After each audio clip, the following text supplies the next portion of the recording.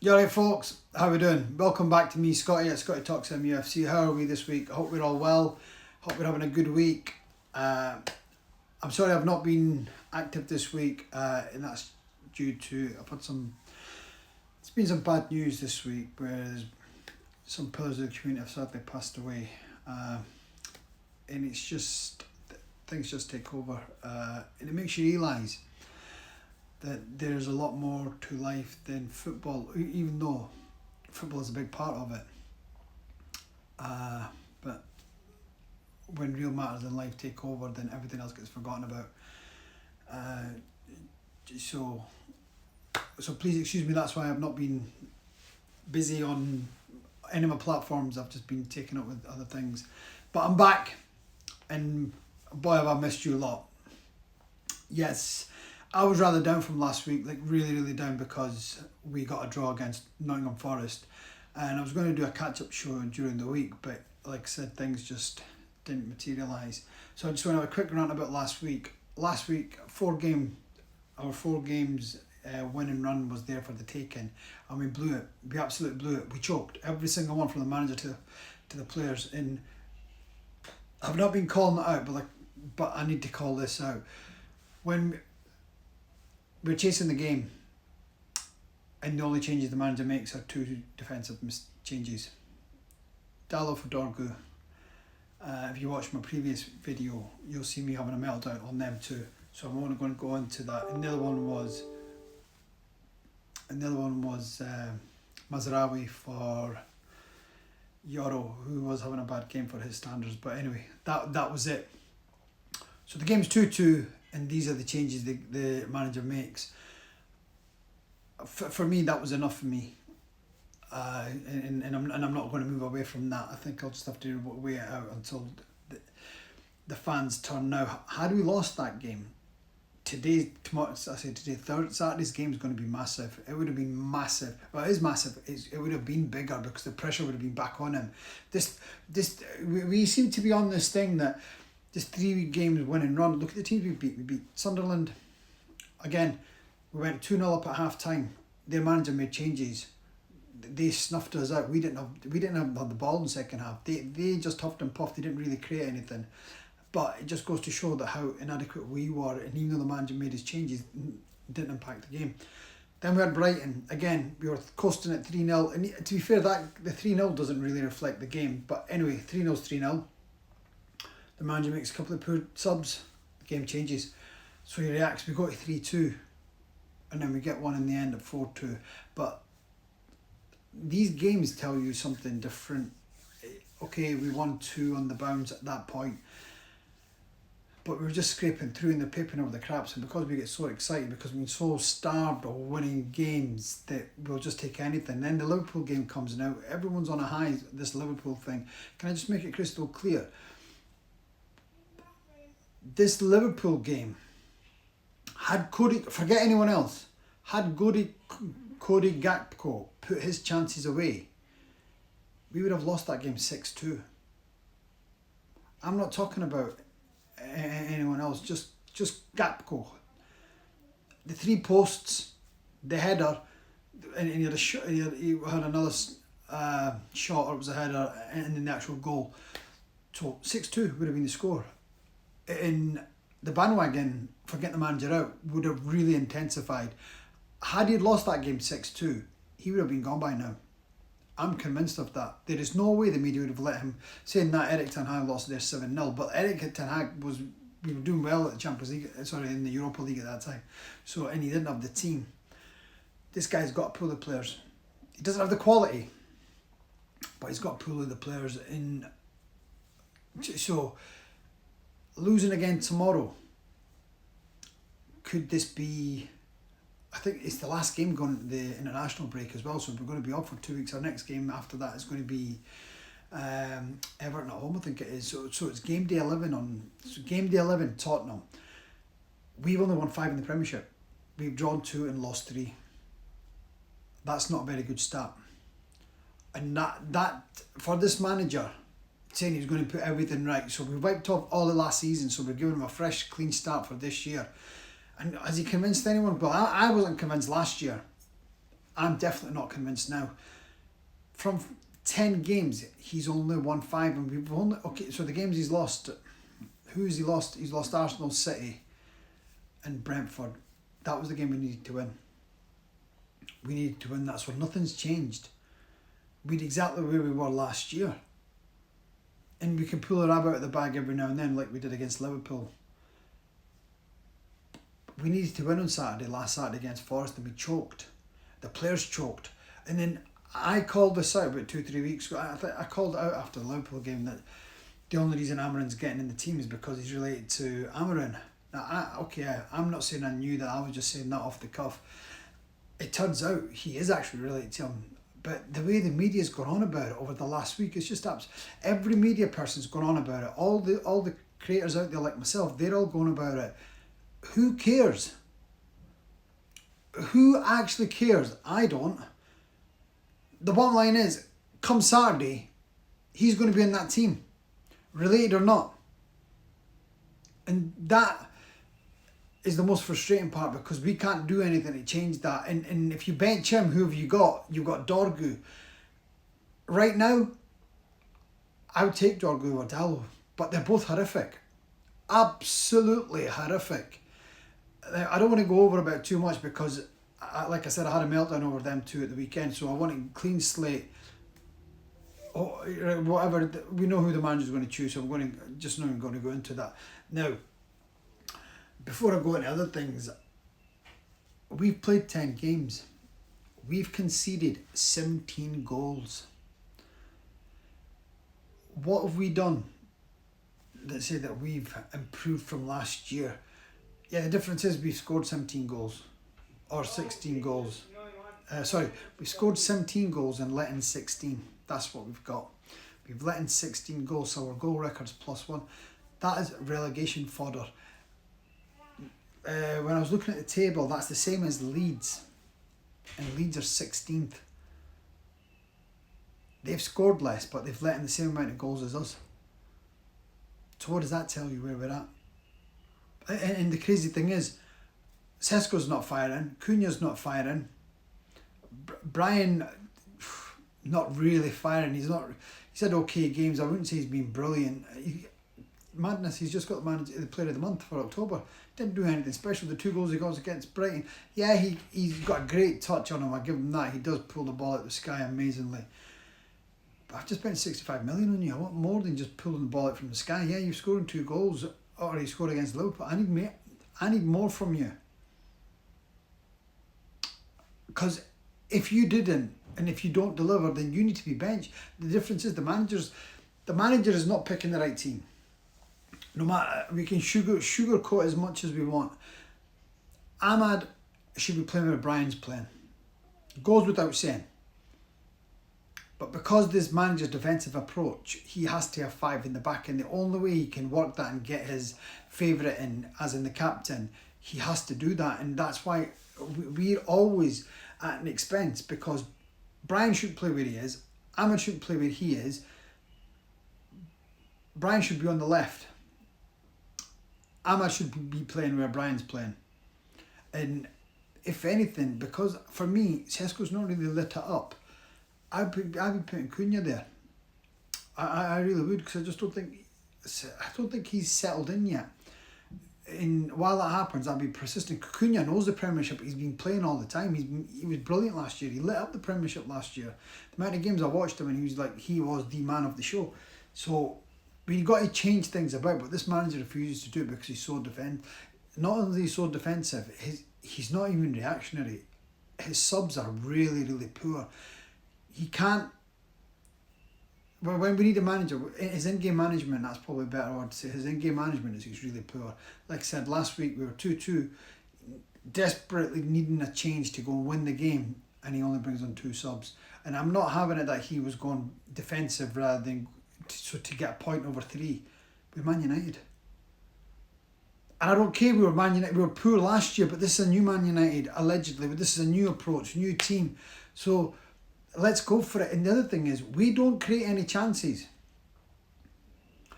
Sesko's running around, but he feeds off scraps. If he's not making anything for himself, we've got a guy who's 6'5", no one's crossing the ball into him. But when Harry comes on, everyone's doing hoofball. We've got a guy who's 6'5". Why are we not doing hoofball then? Try to play the channels. Hoof the ball in. Give this guy some bread and butter. Let him do something. Let him fight. Let him do anything. But not. He's doing nothing at the moment. Nothing. So, again, agreed. So we need to change this goal stat, and we need to defend better. Like I said, 16 goals in 10 games, and we've only scored 17. That's never ever happened. Well, it's happened post Sir Alex. It's never happened before that. That was unheard of. It was unheard of. Yeah, it seems to be the norm. It's regular. Our goal for and against is always, it's been deteriorating for the last 10 years, and it's just getting worse and worse. Now we were negative last year. That's thanks to Ruben. We were negative. We've only just come positive now because of the Brighton game. Otherwise, it'd be on 0 again. Sorry, -1. It's just crazy. We need to sort this out now. Big game, massive game on Saturday. I honestly feel if we get stuffed on Saturday, going into the game against Everton is massive pressure back on the manager. It's going to be like this game to game now, because that 3-win run is done. Now, on the flip side, if he wins on Saturday, everyone's going to be we're going to be singing the song again. He is the man who's going to bring the change. We're going to get drawn into it all and think Ruben's the saviour, but it's only, like I said, our stats are not really there to support that. They're just not. So it's game to game at the moment for me. I at the start of the season, I think I wanted him out. I just didn't feel he was the guy. And for me, it was all based on the Bruno situation from last year. That was enough for me to say this guy will never get the big ones right. So far I've been proved right, and it's just because our management's inadequate and they're just sticking to the guns because they don't want to change another manager. So it is what it is, and we'll have to sit and suffer. I watched Man City play against Bournemouth on Sunday, and at 2-1, even at 1-0, the football Bournemouth played, they could have that game could have been totally different. Yeah, it was a couple of defensive errors and caught up high line doing they were playing at Ange Postecoglou style, high line, but the football they played. Even at 3-1, the game got out a bit far from them. At 2-1, the amount of chances they had and the football they played was it was there for everyone to see. They did not go to City and defend like we did. They took the game to them, and they had some great chances. And I know in the summer everyone was going on about Donnarumma. That's another game I've seen Donnarumma, and he's made more mistakes. So this thing that we didn't go for Donnarumma is probably a blessing in disguise. Yeah, he's 26. Yeah, he pulled off a couple of saves in the game. But I think our level had dropped that far because we had Onana and we had Bayender that we would have taken anyone. And I think longevity-wise, I think we got a better keeper in Lamens. But however, the season's still long. It's going to be game 11, and this is going to be his 4th game on the bounce. So it's still a bit premature. But so far, so good. So that's me on the goalie teacher. Right, the last time we beat Spurs, can anyone even remember? Even I was taken back when I found out. It was back in 2021. When it was the 3 games sandwiched in between before Ollie got sacked. Yeah, we went there and won 3-0. And Ronnie scored. Cavani. God, I loved Cavani. Oh, Cavani. God, how we could do with Cavani right now. It was a shame that he came too late in his career to United. And even then he did a great job. Well, for me anyway.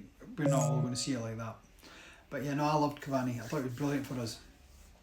Anyway, that was the last time we beat them, so it was it was 4 years ago. That was our last win at White Hart Lane. Now, this is a team that the great Sir Alex used to say, come on lads, it's only Spurs. But we can't even beat them anymore. That's how bad the bar has fallen. We go there as the underdogs. And when I watched them last week against Chelsea, I went, oh mate, licking my lips, I was like, here we go. But then having watched Spurs on Champions League night the other night, and that defender, Van de Ven, now he's a player. I would love to see at United.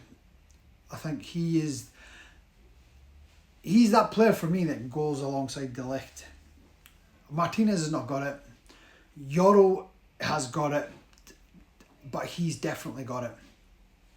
And I think he'd be a great fit. I think he's going to cost us a lot of money. Why can't we find players like that?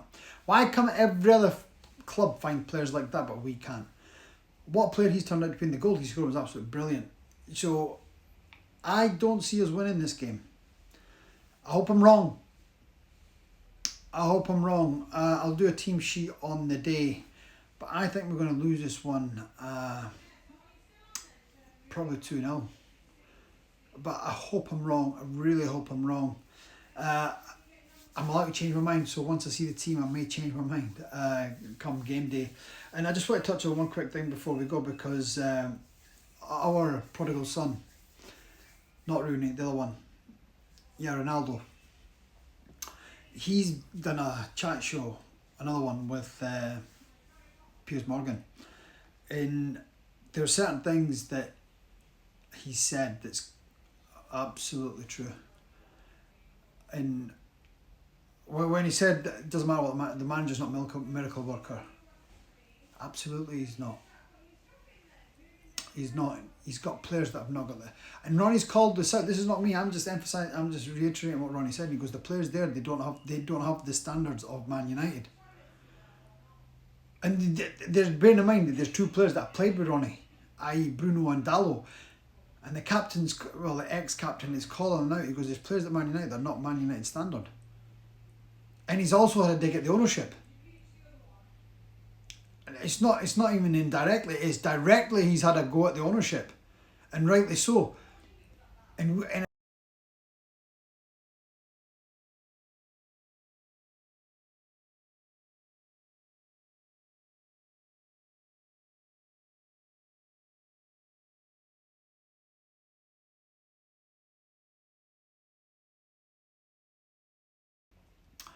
but I think Sir David's got too much going on in his life right now to be taking on Man United and taking on the nonsense that comes with Man United.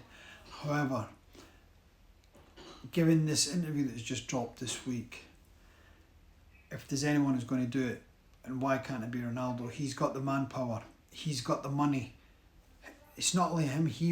And I know this is what's going to get everyone's tongues wagging and up in air arms. It'll be a Saudi consortium. I don't see it being anyone else, given what he's gone and done in the Saudi League. And it's no hidden fact that the Arabs, be it the Sheikhs from the Al Thanis or the Kingdom of Saudi Arabia, they want Man United. And it's all about getting the right price now. Could it be Ronaldo? I would love it to be Ronaldo, but I want him to do it now. I want to see Alex Ferguson see Manchester rise again. I want him, like Sir Matt Busby was around when he seen Sir Alex bring Man United back to where he had them, and then he's waited all these years to see it go again. It's already been 13 years, I don't want any more. Please Ronaldo, come and save us. Buy this club. If not, get Sir Alex to say we need change and we need it now.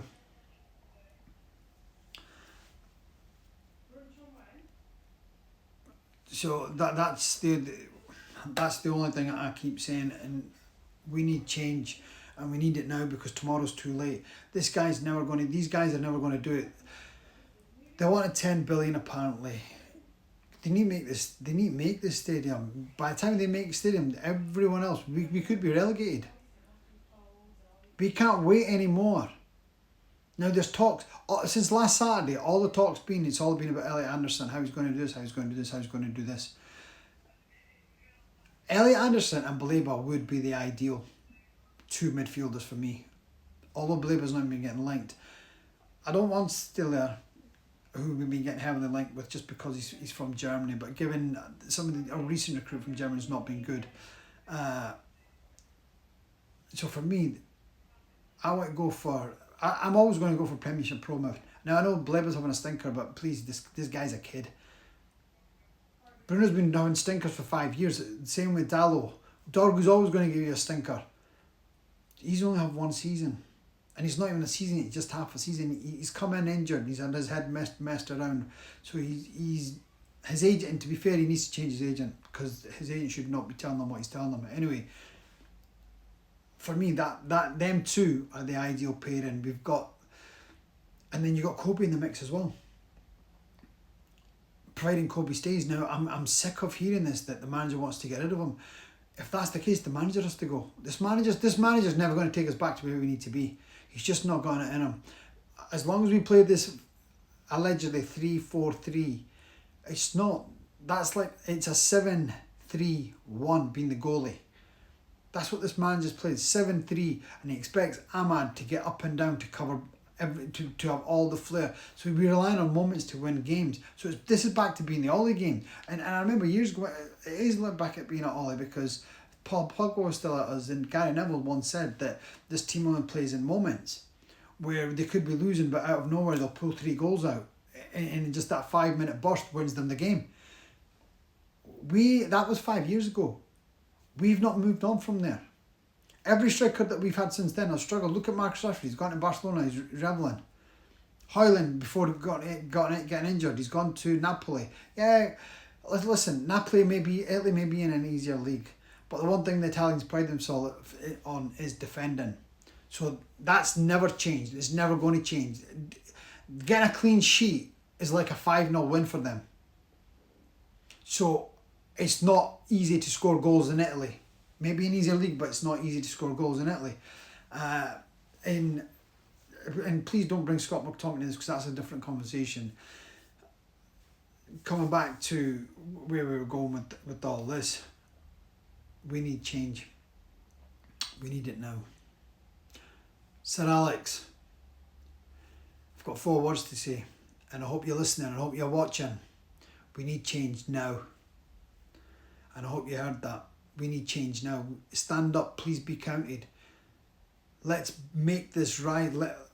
Let our club rise again. And I want you to see it. I want you to see the change before it's too late. Sir Alex, you built this club from the ground up. And it's crumbled in front of your very own eyes. Now it's up to you. If you made that change, and you don't even need to do anything, you just need to move your lips and say, they gotta go, and they'll be gone. They will absolutely, because the fans will not let them stay. And they've only, up till now, that they've had a back seat. The fans have had a back seat because they've got no one influential backing them. Now, the things that have happened over the last couple of years is all thanks to Ronnie. Even though he left badly. Now, the reason he left badly was because the club can't run properly. They should have let him go in the summer like he asked. He's a legend. He left because the club was in ruins, and knew no matter what he did, he could not fix it because of the ownership. So he wanted to leave, and they wouldn't let him leave, so they strangled him, they suffocated him. So he goes on TV, and now he's back to being Ronnie again. And he's doing it for club and country. Yeah, he's not that. You got to remember, he's not that winger that left United. He went abroad, he changed his game, he became a striker, he came back as a striker. So if you're expecting Ronaldo to do these 50, 60 yard runs, you're kidding yourself, because he's not done that in 10 years, probably longer. But the one thing he has said, he said it and he's called it out as it is. So it's time for change. Pleading to all these Man United fans out there, whoever sees this clip, please, let's start a mutiny. Let's get on this bandwagon. Get this ownership out. The only way we're going to rise again, doesn't matter what Ruben Amorim does, is not going to hit the heights. We're never going to catch. We will be behind Aston Villa if this carries on. And then you've got Newcastle as well. And there's going to be another club who's going to be surpassing us unless we make this change. So why wait? Because whenever we do, we're always going to be playing catch up, and it's already been 2 years. It's 13 years too late already. So let's wait no more. So I'll see you on Saturday with my team lineup, and hopefully give you a quick match review, preview and scoreline on the day. For now, peace, love, and if you like what you see, give me a share, like and follow, and I'll see you in the next one. Take care.